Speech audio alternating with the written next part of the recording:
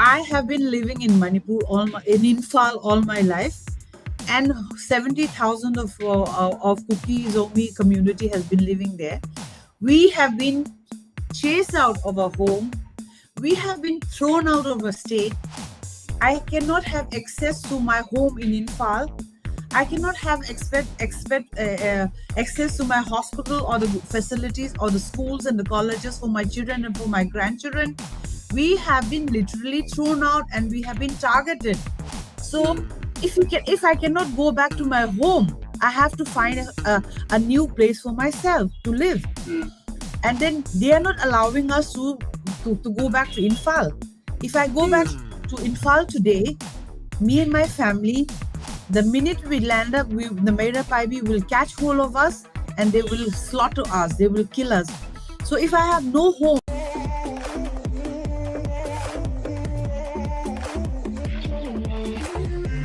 So, welcome viewers. Today we have with us Tara Hangzo Manchin. She is one of the prominent faces of the Kuki movement in Manipur as well as outside. She has been one of the acting chairpersons of the Scheduled Tribe Commission in Manipur. She is a doctorate in geography. At the same time, she is also a victim of what has happened to the Kuki Zo community in Manipur by the Meiteis. We are going to learn from it firsthand from her. Please like, share, and subscribe. DYNT. DYNT, Democratize our nation today. Our tagline, now we can one human at a time. So, welcome, Tara, Dr. Tara. Extremely happy to have you here. My first question to you is like, can you please, share your experience, the trouble that you had to go through and the, genocidal attempts that have been made against your community by the Meiteis? Yeah. Good afternoon, and thank you, Sheikh, for having me in your show. You want me to share the experience that me, my family, and the whole Kuki Zo community face on 3rd May 2023. Yes, that was the most horrific experience I could say of my life, because suddenly we were attacked without any warning on 3rd May and chased us out of the house. Literally chased out. We were chased out of our house, and then we were not able to return till date. It's been 6 months. We have been uprooted, and then uprooted from our home. Our houses has been damaged. We have been not able to return to our home in Imphal Valley. So this was actually a well planned orchestrated attack on the Kuki Zo community by the Meitei community of Manipur. So it was actually one community attacking one community. The Nagas were spared, the Meitei Pangal were spared, and the other small tribes were spared. So it was actually a targeted focus, plan to extinct us from the state of Manipur. So we were actually targeted and chased out from Imphal Valley, for which we are not being able to return till date. Acha, Dr. Tara, can you please go through the ordeal that you have witnessed, like your experience? What exactly happened on that day? What did you see from your own eyes? On that day, on 3rd May 2023, at around 8:30, we heard the noise of the electric pole, clanking. Then we knew that some trouble was brewing, because whenever there is bun or whenever there is problem happening in Imphal for the past 5-6 years, we hear the youth, signaling in the form of clanking of electric pole and calling. Then I said, oh, that means there's going to be trouble. because what happened was that the previous day, the whole day, there was a rally taken in 10 district of Manipur, where the tribal people, including even the Nagas, were taking out a rally against the demand of the ST by the Meitei community.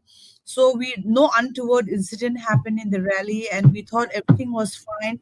But only in the evening, late evening, this trouble started. There was some problem we heard happening in Torbung in Kangwai area, but we thought it will not affect us because we thought that the trouble will end up there and it will get over, but we didn't know that it will escalate to such an extent, and then the Kuki Zo people living in Infal will be chased out and thrown out of our home, and at night. So about 500 to 1,000 mob enter a colony, which is next to Tedim Road. My colony is Paitiveng in Fal West. And then we heard people, because we cannot see, we have locked ourselves in a room and the gates and all were locked. We heard a surge of people entering the colony. So what happened was that we didn't know what was happening. They started pelting stones. They started and then breaking all the glass windows in our houses. So then we hid ourselves in the bedroom, and then we put off the light, and then we thought that, okay, the police will come and everything will be fine. And sure enough, after 20 minutes, we heard the police tear gas. They put the tear gas, and we thought, oh, the crowd will be dispersed now because the police have arrived. And we felt safe and we felt comforted. But to our utter shock, what happened was that they continue attacking us. They didn't stop in spite of the police tear gas, which was just for a show. I think it was just maybe one or two tear gas. Then my nephew went up to the roof of the house and he said that they started burning the church, and then they burned the house opposite our house, the first house, because we are the first house in the colony. So the first house in a colony, which is just opposite to a house, was also burned. We saw flame coming out from the shop, and then we realized that we realized that we will be burned. And we could hear them shouting and screaming slogans like "Kuki Hadlo," "Kuki Tanto O." And then we were shocked, because we belong to the Paite community and we didn't know that we were termed as Kuki. So, but anyway, we know that we all are Kuki, and then there are 19 tribes under the Kuki Zo Mizo tribe. So what happened was that then we said, okay, we also Kuki, so they are chasing us out. And then there's a fight between the Kuki and the Meitei now. So we literally had to run out of the house, and then we hid in the neighbor's house, which was a hotel, thinking that we'll be safe because the hotel was run by a Meitei guy. So this Meitei guy gave us safety for about half an hour, and then sure enough, after they attacked our house and burnt our house, they decided that they're going to attack the place where we were hiding. So the proprietor or the manager of the hotel told us to leave this place and to go out to the main street, to go out to the road, and he said the police people are there, they will save you, so don't worry, please come out. So we came out. We were about 21 of us, only our family. I must stress that our family, the Hangzo family, who live in the first house number one, with four houses in one compound, were the only family members who came face to face with the mob. And we were frightened out of it, but at the same time we were also numb with shock because we don't know what was really happening. So we were given safe passage. They said they put their hands out, stretched their hands out. They said that yeah, let them go. So we came out of that house and then we went to the road.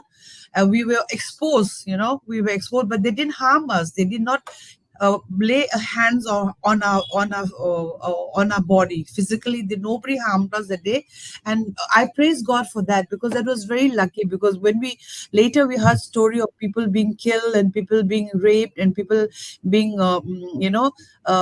chased on third and 4th of May. But we were the lucky family, and then the lucky family because the people who have come to attack us are also known to us, Sheikh. They are also known to us because we have lived there since 1965. My mother was known. She was a famous A&M nurse there. She have given birth to all these neighbor people. We are surrounded. Paitaveng is surrounded by Meitei colony called Thonglaozam Lekai, Sangai Pro Maning. Then there is Konjing Lekai. So all these people were known to us. We have interacted with them. We have lived with them in peace for all these years, for 58 to 60 years together. So, and then they knew us. They also know us. They said nobody will harm them, should harm them. So then we went and stood on the street. There was a police gypsy parked there for about I think around 4 vehicles were parked. And there was one police officer and then 2 or 3 constable only. They was parked and they couldn't do anything against a big mob. So they were just standing there and then they said, come and stand next to us. So we stood on the road and then we witnessed everything that was happening to our colony. Burning, the car burst, the cylinder burst, the house being burned, the gate being destroyed, the windows being destroyed, everything. We could hear the sound. Yeah. So then, but we stood there for about 1.5 hours, 2 hours, and then we begged the police people to take us away from here, from the street, and they took us to the police headquarters, and finally we landed up in a army camp by 2:30 a.m. So the whole the whole incident took place from 8:30 till 2:30 in the morning. That was our Okay. story. Okay. When I am totally on a inside, I'm like blood is boiling, but I'm not showing this on camera. So going forward, say almost 6 months of the violence has happened. Central government and state government are still really not giving you justice. Why do you think so, and why is it happening? How do you see the role of the state government and central government here? Now that night we don't know why this happened. Why this happened to us, the Kuki Zo community. But now that we know that it was well planned and well orchestrated by the chief minister and his radicalized terrorist group called the Meitei Lupun and the Arambai Arambai Tenggol. Tenggol. Yeah, we came to know that later. But that night we had no clue. We have absolutely no idea why we were attacked. But later, after we have been chased away and we stayed in the camp, we ran out of the house carrying nothing, absolutely nothing except the clothes on a bag. And then we came to know that we were attacked by these people. But that night we had no clue. Why they attack us? They can only give us the answer because they were the one who attack us and they are the one who chased us out of our home. They are the one who destroyed us from our home and our property. So only they can give us the answer. Just why do they attack us? Why do they hate us so much? And why do they single out only this Kuki Zo, Zomi, Mar community? Why do they single out and why do they spare the Nagas? Why do they spare the other small communities? There's so many other small communities also. They all come under the umbrellas of the Nagas. So they were spared, but only we were singled out. So they will only know the answer to why they chase us out. So I cannot give an answer to why we were thrown out and why we were chased out of Winfal. Okay, another question to you is that now, why do you think the justice is still being denied to the Kuki Zo community? Yeah, justice has been still denied. It's been almost it's been 6 months and still we are living in refugee camp. We are there are about 70,000 internal displaced people of the Kuki Zo community living in different camps, in more than 600 camps in Kangpokpi area, Saikul, and in Chushanpur area, and also in Delhi, Hyderabad, Bangalore, Guwahati, all over the place. So we have not been able to return. So our houses, we've not been able to claim. Our deaths who are lying in the morgue have not been able to be buried till now. They have not been given the dignity of the last ride. We're just like a wild animal lying in the in the jungle, and in the thing. So even that that compassion or that humanity of giving because in as an Indian, it is very important to have this antim sanskar conducted mm, for the dead, because mm, we believe that the dead will go on to another journey, and then if we do not give them a proper respect while they were dead, even in dead, what will happen to this? They will not be able to proceed into the next world with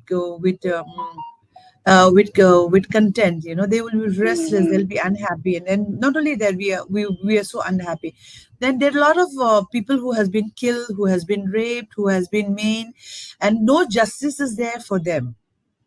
Nobody is taking up the cases. Even the CBI and NIA has come, but nobody has taken the case of that mentally unstable woman who was killed on 6 July, while the other Naga lady, mentally unstable lady, cases were solved. Within a mm, second, on the second day, the people who killed her were caught.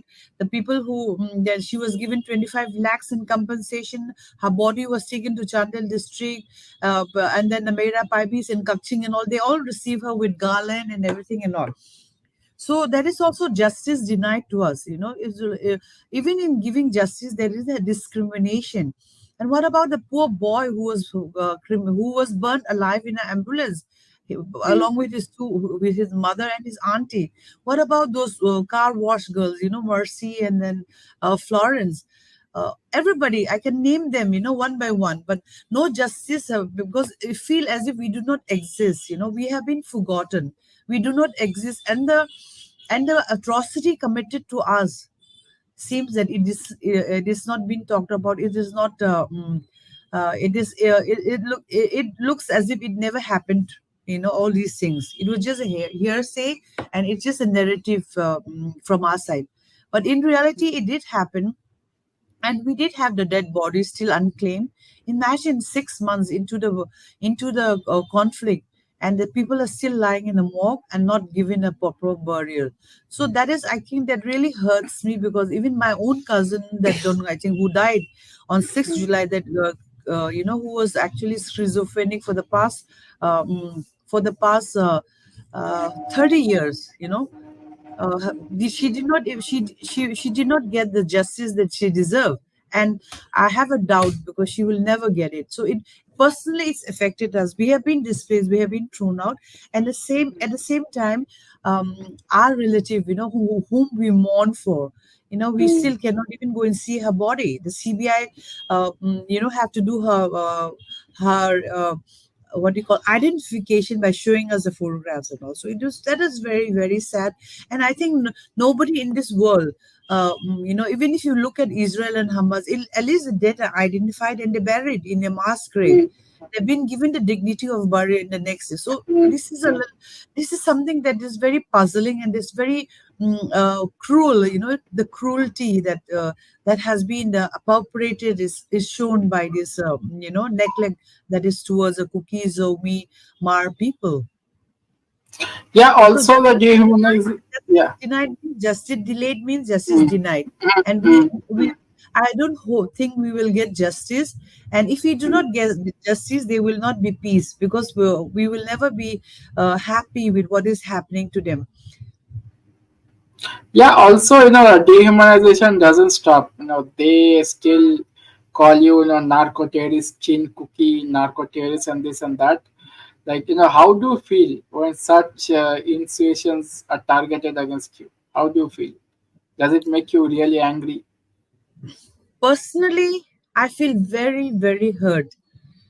Or 7 Kuki zombie people have all been clubbed together as a narco terrorist. I myself have never seen a poppy field.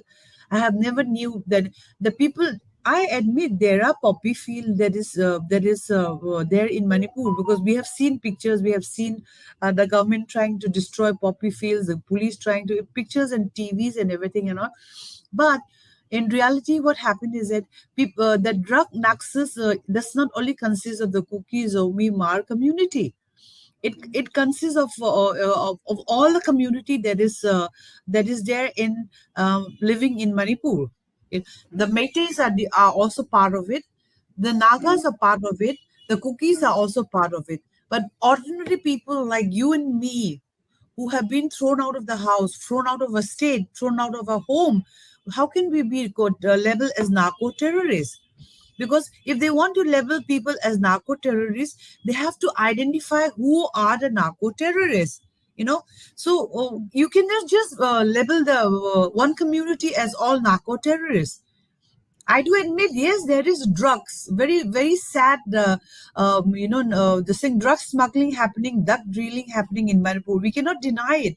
Even in the 70s and not in the 80s and the 90s, there were a lot of HIV positive people among the young boys and girls in Manipur, and all they got it because they were injecting heroin. So the drug was coming from those days, coming from Burma, because we have a porous border, and the government were not strict about it. So now the government is trying to this thing, curb drug smuggling. They can do it. They know who are the perpetrators. We do not know this thing. Even the DSP Brinda was exposing the drugs dealers there, and she was penalized for that. So when people speak out the truth, the mafia is so strong that they silence those people who are telling the truth. And then if you're a drug smuggler, if you and then the government must be knowing that who are the drug smuggler, so they can take it's in their hand. Why don't they take action against them, of any of community? Kuki, Naga, Meitei, Pangal, even the Muslim community there, the Pangal Missouri, they always been caught with drugs and all. So everybody is involved. So to be labeled as a narco terrorist, the Kuki Zombie community, I think is wrong, and we it is an affront to our dignity. We are not we are not narco terrorists. Not all of us. Some of us are there, but even the Meitei are dealing with drugs. The Pangal Meitei, Muslim Pangal Meitei are dealing with drugs. Now Nagas are dealing with drugs. The politicians, everybody who have money and who, even the army, they said is dealing with drugs, for which I have no proper evidence. But everybody is involved in drug smuggling. So we, not only we. So I really take offense to the term narco terrorist that has been given to our particular community. I take offense, strong offense to that, because do I look like a drug smuggler? If I have a drug smuggler, I will be buying a flat here in Delhi and staying. Why am I staying in a one room apartment here? Why are we struggling here? We don't know what is going to happen to us. If we are a drug smuggler, we could have settled abroad by now, right? So Agree. I don't like being our community being termed as narco terrorists, because we are not dealing with drugs. Very few handful people are involved in drugs from all communities in Manipur, and they are the one responsible. And as I talk to you in this interview, the people who are involved in drugs, they know themselves who they are. They have become super rich. We have thousands of millionaires there, billionaires there. They are the drug smugglers. They are the narco Even terrorists. even Biren Singh, he has been caught trying to take out one of his aide, who is the number one drug trafficker in Manipur, and he was CM Biren Singh was trying to watch up the case that Brinda was creating against that person. The whole world knows what happened. Mm. There was a case going on. SP Brinda was the one who caught that kingpin. The whole world knows. So I don't want to repeat it here in my interview and said yes, he's involved and he is not involved, because he himself will know that the people who are dealing with the drugs will know. The whole story is known by the whole people of Manipur. There was a case going on, and then the lesser said about it, the better, because people who are guilty, they know who they are and what they are doing. So Agree. I'm nobody to say, that Agree. the CM Biren, this and that, he is also Yeah, involved in that. Everybody knows. So I don't have to spell it out, agree. and I don't want Agree. to take responsibility by making this Yeah, kind of statement when agree. the whole world is aware of Agree. that. Yeah. So, my next question to you is, why do you want separate administration or union territory? Why this demand has come up? What is the historical logic behind this demand? Very simple logic. I have been living in Manipur, in Imphal all my life, and 70,000 of Kuki Zomi community has been living there. We have been chased out of our home. We have been thrown out of a state. I cannot have access to my home in Imphal. I cannot have access to my hospital or the facilities or the schools and the colleges for my children and for my grandchildren. We have been literally thrown out and we have been targeted. So if I cannot go back to my home, I have to find a new place for myself to live. And then they are not allowing us to go back to Imphal. If I go back to Imphal today, me and my family, the minute we land up, the Meira Paibi will catch hold of us and they will slaughter us. They will kill us. So if I have no home and I cannot live with my neighbor in peace anymore, and I have no place, obviously I would like to live in a place where I can live with the like-minded people with my same community, because we can love and we can thrive together. Now we are in fear. We are living in fear now. I'm totally in mortal fear. Today, as I talk to you, I feel that I will be targeted and people will come and kill me. So we are living in fear now. Even when we are outside of Manipur, we have been rendered stateless, homeless. So where is a new home? So we have to demand for a new separate administration where we can live in peace. Because even if you look at the history, what happened during the British time, our land was never at our hill areas. The land that we have demanded for separate administration was never under the governance of the Maharaja. It was under the British thing. They have given us separate governance with the help of the village chief, which we can continue now. We have been living there we have been living there independently without any interference from the valley people by the king. The king has given us independence also. The British has given us that privilege. And then now that we cannot go back and live in Imphal, which is 700 square meter or mile, then obviously, where do you expect us to go? Can I live in Delhi, or can I live in Hyderabad, or can I live in Bangalore forever? Where is my income going to come? We have to find a future for ourselves, because I'm not only talking about myself, I'm talking about our generation, future generation who are here. Their education have been disrupted, their life have been disrupted. We have lost our means of livelihood. Everything we do not have a future. So we need a place to settle down, because if we do not have our own place to live, our own land to live, then how will we carry on with our life? We cannot be like a nomad roaming from here and there. So for that because we do not have a home, we're demanding a separate home for ourselves. Okay, And agree. that's fair So, enough. That is very fair. If you have chased us out of our homeland, our own state, we have to find a new place to live. So that's why we're agree, demanding agree. a new place for ourselves. Yeah, yeah, yeah. Otherwise, the Also, question is, why do they chase us out? Why do they chase the cookies or Myanmar people from Imphal? they And now don't they say want that they cannot. integration. Now they're saying that we cannot break Manipur into pieces. We cannot break Manipur into integrity of Manipur have to be safeguarded. We also interested in safeguarding the integrity of Manipur. We are not interested in destroying this small, tiny, beautiful state. But when we chase out and we have no other option to live in Imphal, they have chased us out. They have told us, get lost, go away from here. We need a place to live. We need our own place. We are not going to hang in this thing, in the air and then say that this is my place. We need a solid land where we can call our own, so that our children, my grandchildren, my children, my generation to come can thrive. And as a human being, we have a right. Right to life is our right. Right to land is our distinct right. All our constitutional right has been abused. So we need to demand what is our right. Agree, agree. since you're talking about separate administration, within the Manipur also there are people from the Meitei community who are speaking against the violence unleashed against the Kuki Zo, as well as all the problematic things that Meitei county is doing.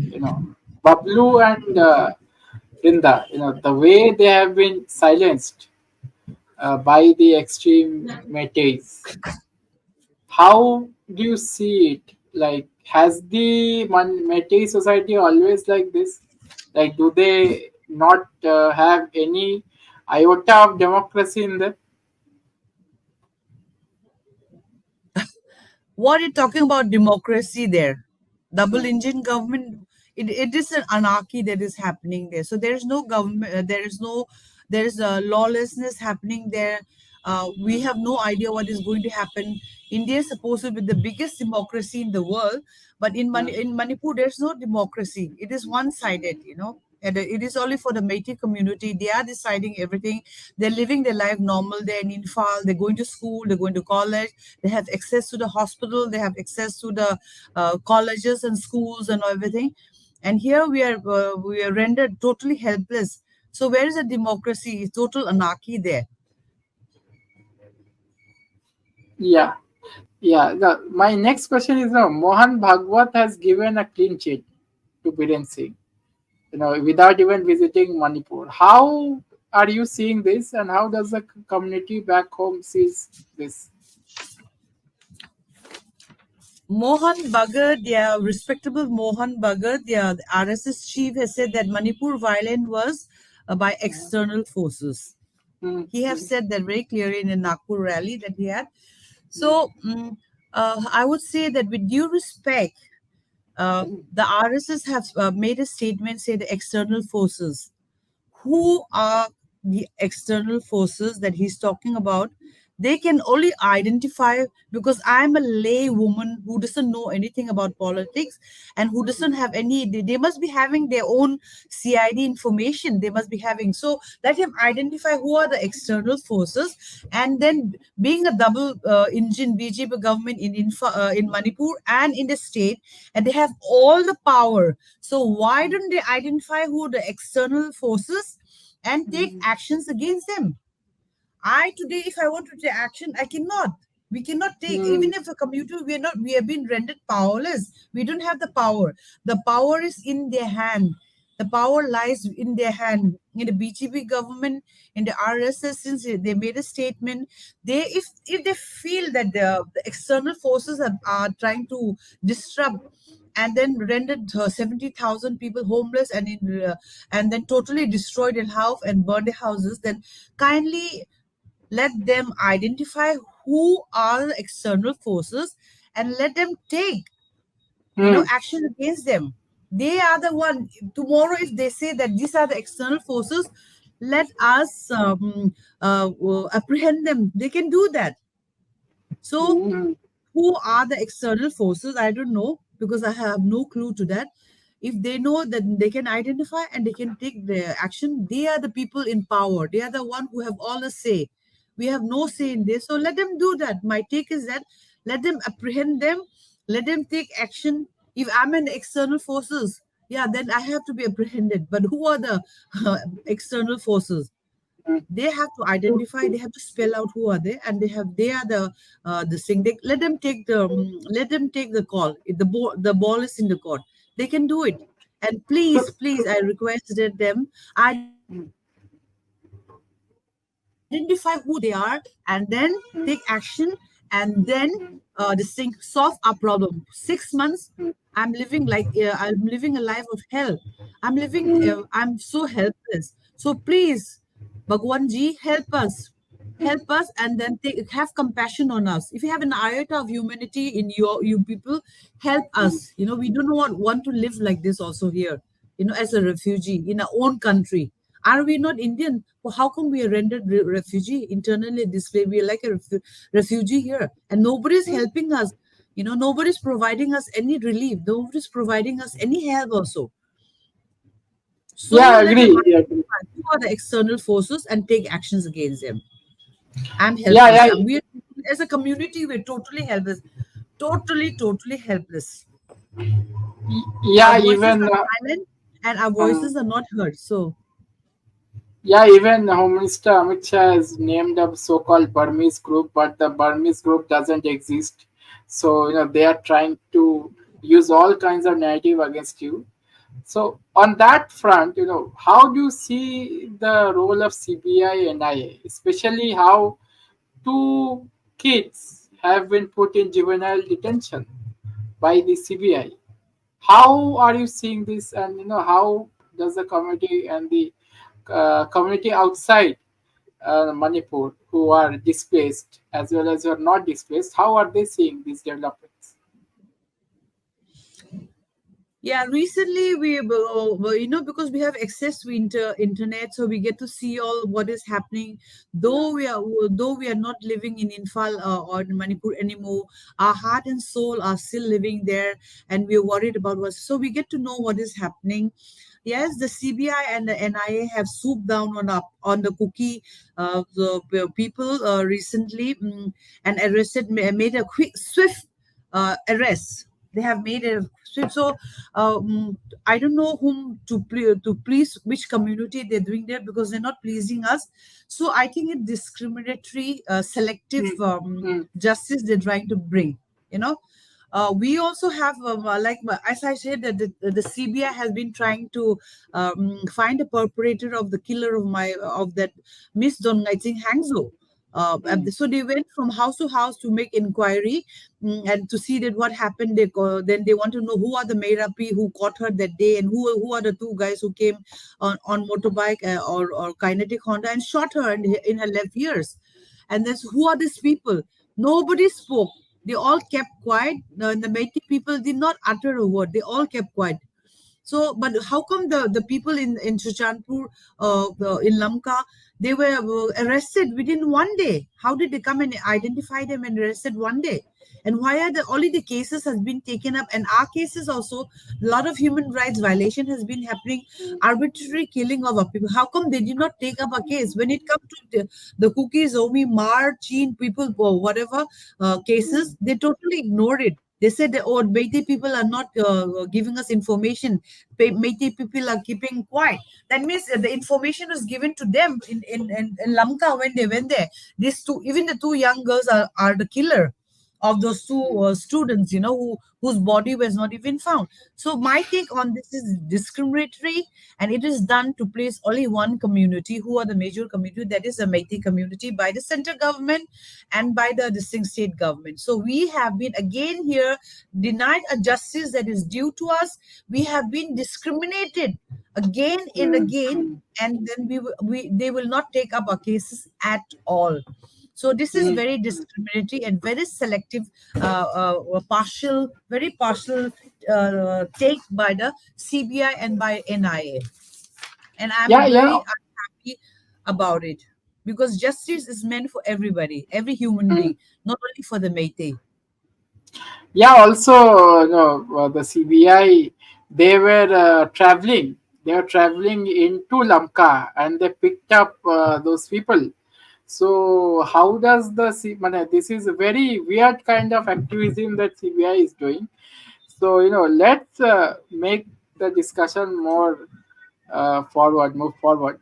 That is, how do you see the role of your own political class? Like, except Pauline Hal Hauki, none of your MLAs have spoken uh, against the BJP or for the community. How do you see this activity? Why are they silent? Yeah, the those MLAs, are 10 MLAs. Yeah, they were one is incapacitated and almost rendered paralyzed, Mr. Vungzagin Walte. So far nothing has been done for his case also. Well, the evidence really shows in his body also. Now we can see that he's been attacked. He has been this thing rendered helpless, and he cannot even speak. So if no CBI is even taking up the case, though they know that who are the perpetrators. So my take on the MLA is that, are they with the people are they with our people? The Mm, people, the Kuki Zo Mar people, are they with the mm, community? Or are they working separately by themselves? Because this is supposed to be a people's movement now.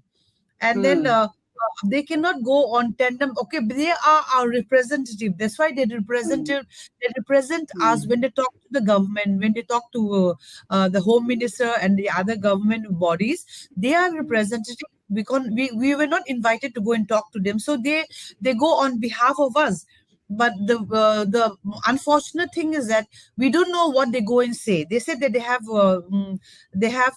they're representing us, they're trying to do the best for us. So uh, I really don't have any clue about what is the connection between us and them, because they seem to have a disconnect between the common people, the layman people like us, and then what they're doing. So sometimes they do share, we get to know about what they're doing in the internet, and we get to hear about what they're up to.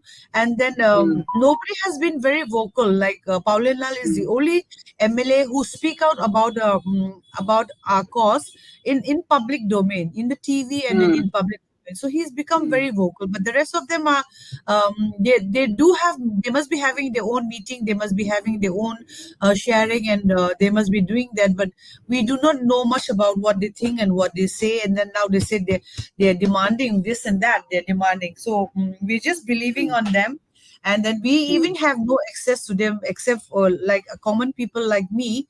And then most of us have no access even to our own MLA. No, only the some student leaders, the women's leaders, and this and that will have an access to them. So then we need to have more connection with the MLAs, and then we need to have a cohesiveness, in the movement that we are undertaking.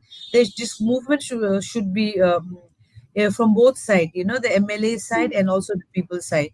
So my take on this is very clear that if we have lack of communication between us, we would not know what is happening. So we need to have a very important connection between the RMLS and the people in general. So, last comments, Miss Tara, because this interview is almost at the end. Last comments that you have for the viewers. Or what is the way forward now? What we want is, we keep talking about peace. We all want Mm, peace, even the Meitei want peace, because we all suffering 6 months into it. mm, We have been displaced, we don't know what is happening to us. So the way forward is that if we cannot live together, if a husband and mm, wife cannot live together, they separate or they divorce. So mm, similarly, we have reached a stage where we cannot live together in peace and in harmony anymore, mm, because now today, as I explained earlier in my interview, that can I go to back to my home in Infal? We cannot. So where do we mm, go? Then we need to have our own place. So the only thing word forward is that give us a separate administration, give us a separate union territory or whatever, and then let us live in peace, so that we can be a good neighbor. It's not that we're going to be separated totally. We have relative in Infal, we have relative in the Meitei community, we have friends there. We're not going to cut off ties with them. Till now, we are not cutting ties off with them. We're in touch, and then we are friendly. We are concerned about the welfare. They also concerned about the welfare. So, but since we cannot live together, we need separate place, separate space to live. We need to also settle down. Our life is rendered hopeless now. So we need a separate administration from our beloved Meitei community, and from the beloved state of Infal, where we cannot have access to it. So why not have a separate place for us? And then mm. we can live in peace and in harmony. Yeah, yeah. Thank you, for giving us your time. I can't help but love the sarcasm that you have. Still, after facing so much, you still haven't lost your ability to be sarcastic at the government and at the majority and committee that are doing genocide to you. Good to see that you have your thinking cap still on. Let's hope that this conflict is over as soon as possible and the cookies get the union territory as well as whatever rights that are enshrined in India's constitution. So, thank you for being with us. Thank you. Yeah, thank you for inviting me. And the view that I have expressed is actually also the view of my community and also my personal view. So nobody should take offense to it, because Mm, I'm raising my personal view about what I mm, feel about this conflict that has been really, really, unimaginable. A horrific thing that has happened to the people of Manipur. I wish my brothers and sisters, my brethren of the Meitei community, also all the best, and then they should also live in peace, mm. and then we should also live in peace. That's all I want. Thank you very much. Yeah. So viewers, please like, share, subscribe this video, and please remember our channel DYNT, Democratize Our Nation Today, or tagline Awaken One Human at a Time.